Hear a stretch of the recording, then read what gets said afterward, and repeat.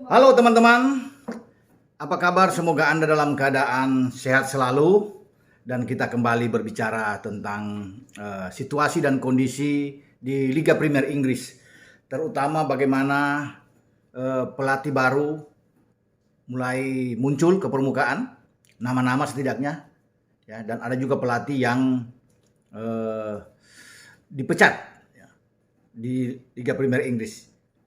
Yang paling terbaru adalah bagaimana posisi dari Claudio Ranieri bersama dengan Watford setelah melakoni 14 laga. Ya, pelatih asal Italia ini kemudian dipecat oleh manajemen Watford. Dari 14 laga itu dia hanya menang dengan 2 kali, 1 kali imbang. Dan ini dianggap suatu kegagalan. Walaupun Ranieri itu adalah pelatih berpengalaman, ya. Walaupun sudah 70 tahun tetapi dia pernah bersama dengan Leicester di 2015-2016 bisa menjadi juara di Liga Premier Inggris. Namun situasi dan kondisi pun agak lain ketika dia dari Sampdoria pindah ke Watford, ya. Dan akhirnya dia harus bisa menerima kenyataan ini. Dan kita tahu bersama bahwa Watford ini salah satu tim yang bisa mengalahkan MU, ya, dengan sangat telak di markas mereka dan membuat Ole Gunnar Solskjaer akhirnya dipecat oleh manajemen MU. Kita tidak tahu siapa yang akan menggantikan posisi dari Ranieri, dan sebelumnya juga di Goodison Park kita sudah tahu bersama bahwa Rafa Benitez, pelatih asal Spanyol ini juga dipecat dan sekarang posisinya digantikan oleh Duncan Ferguson. Ya. Walaupun dia mengawali debut dengan tidak begitu bagus kalah dari Villa dengan 1-0, dan Rafa sangat disayangkan. Pelatih yang pernah membawa tetangga mereka di Liverpool, ya, The Reds ini, bisa menjadi juara di Liga Champions pada 2005 dengan sangat dramatis saat mengalahkan AC Milan saat itu. Namun dia tidak mendapatkan hal yang positif ketika berada di Everton. Dan konon kabarnya mantan pelatih dari Fenerbahce, ya, kostum yang saya pakai ini, Vitor Pereira, digadang-gadang untuk bisa mengisi posisi pelatih kepala di Everton. Ya. Dan kalau Pereira ini datang, pelatih asal Portugal ini datang, berarti dia bisa menyisikan nama-nama yang sebelumnya digaungkan, ya, termasuk mantan pemain Everton, Wayne Rooney di sana, ada Frank Lampard juga, dan mungkin akan menarik kembali Roberto Martinez yang saat ini menjadi pelatih di tim nasional Belgia. Namun nama dari Pereira ini sangat menonjol, yang berada di garis depan. Kita tidak tahu apakah akan segera diselesaikan penandatanganan kontrak dengan pelatih ini. Ya, kita akan tunggu nantinya untuk bisa membesut Everton. Ya. Dan kabar terakhir juga bagaimana di Old Trafford atau di Setan Merah Manchester United. Pelatih asal Belanda, Erik ten Hag, ini menjadi paling depan namanya yang digaungkan. Di antara nama-nama seperti Luis Enrique, pelatih tim nasional Spanyol, kemudian ada Poche, ya, Mauricio Pochettino yang sekarang ini melatih di Paris Saint-Germain. Ya.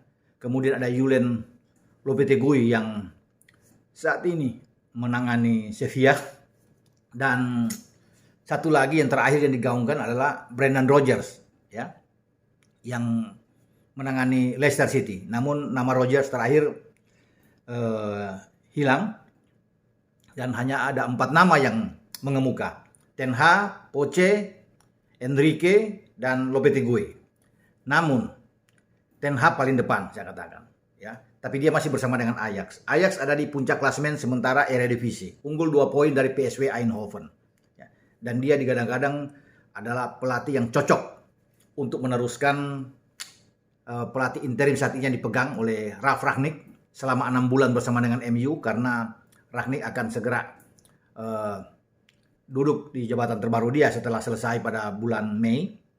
Di Juni nanti dia menjadi konsultan, atau bisa saja dia bisa menjadi direktur teknik ketika ada pelatih baru yang menukangi MU. kita belum pasti benar walaupun nama Ten Hag itu paling tinggi ya disebut-sebut, tapi kita belum tahu di penghujung itu siapa yang akan nantinya akan menjadi pelatih kepala ini. Karena Rangnick juga ikut terlibat di dalam bagaimana menentukan seorang pelatih.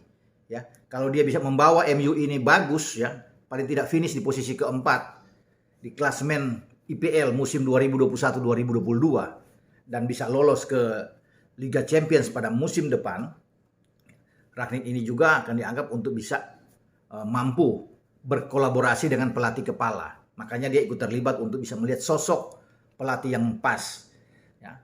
Apakah itu Ten Hag atau Poche, Enrique dan Lopetegui. Namun kalau saya bisa melihat Enrique itu agak sulit, berat karena dia menangani tim nasional Spanyol. Ya. Tim Matador ini akan berlaga di Qatar Piala Dunia di November dan Desember tahun ini. Jadi saya pikir ini berat, bisa dilupakan. Walaupun Cristiano Ronaldo sangat menyukai ya. Kalau disuruh pilih di antara semua pelatih yang saya sebut tadi, CR7 lebih suka dengan keberadaan seorang Luis Enrique yang mungkin dirasakan cocok karena pernah membawa Barcelona ini bisa treble ya, bagus ya. Di saat CR7 bermain bersama dengan Madrid ya di La Liga dan dia tahu tentang kapasitas. Namun dengan Enrique menangani tim nasional Spanyol ini berat. Lopetegui juga sulit kalau untuk bisa bersaing dengan Ten Hag dan Poche, dan menurut saya itu hanya ada dua yang terakhir, ya. Ten Hag dan Pochettino. Ya. Ten Hag sekarang digaungkan untuk bisa mengisi posisi itu. Bisa saja kalau melihat bagaimana Ten Hag ini pernah membawa Ajax itu juara di musim 2018-2019 dan 2020-2021. Jadi ada dua musim yang dia pernah terlibat untuk bisa mengangkat pamor Ajax. Ya. Namun sekarang kalau ke MU kan dia baru pertama kali untuk bisa ada di Liga Primer. Ya. Apakah ini pertanyaan akan Ten Hag ini bisa tergusur lagi? Karena di MU itu kan pelatih Belanda ini pernah juga menangani. Kita tahu bersama adalah Louis van Gaal menggantikan David Moyes saat itu dan dia masuk di antara 2014, musim 2014-2015 sampai 2015-2016. Kemudian dalam dua musim itu dianggap tidak begitu menonjol, tidak begitu bagus. Akhirnya manajemen MU memecat Van Gaal ini.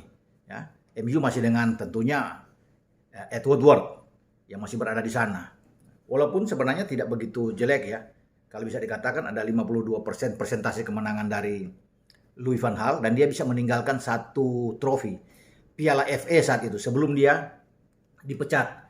Artinya dia bisa memenangkan saat mengalahkan Crystal Palace di babak final lewat perpanjangan waktu 2-1 dan gol yang menentukan MU bisa meraih trofi saat itu di bawah Van Gaal diciptakan oleh Jesse Lingard di masa perpanjangan waktu.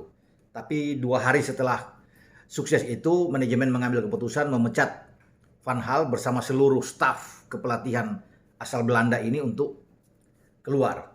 Nah, semoga kehadiran Ten Hag ini tidak mengikuti apa yang terjadi di posisi Louis van Gaal ya. Louis van Gaal tentunya pelatih yang lebih berpengalaman jauh dibandingkan dengan Ten Hag. Dan Ten Hag ini akan kalau dia benar-benar menangani MU ini dalam posisi yang agak saya pikir menjadi tantangan berat buat dia. Kecuali dia bisa mendapatkan pemain-pemain sesuai dengan keinginannya untuk bisa menopang performa MU di musim yang akan datang.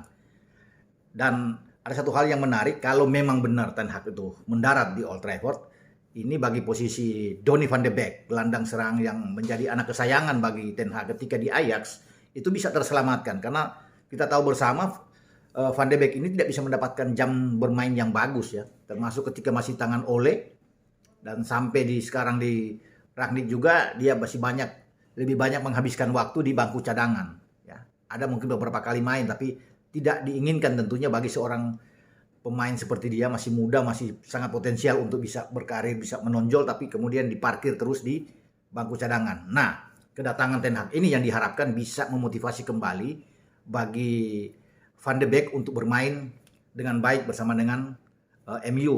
Pasti dia akan mendapatkan tempat utama. Tidak mungkin Ten Hag itu akan memarkir pemain kesayangan dia untuk ada di bangku cadangan.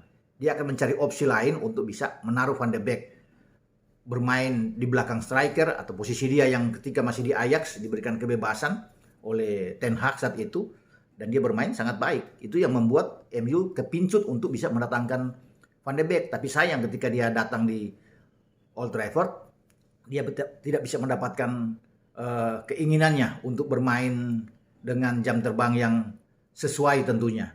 Ya. Dan ini memang sekali lagi sangat disayangkan, nasibnya bergantung terhadap pelatih baru. Siapa yang akan datang menggantikan Rangnick nantinya di akhir musim. Ya. Kalau Ten Hag aman bagi Van de Beek. Tapi kalau yang lain ini masih menjadi tanda tanya. Namun saya sekali lagi mengatakan di sini belum bisa menjamin sepenuhnya. Kalaupun Van de Beek ditunjuk,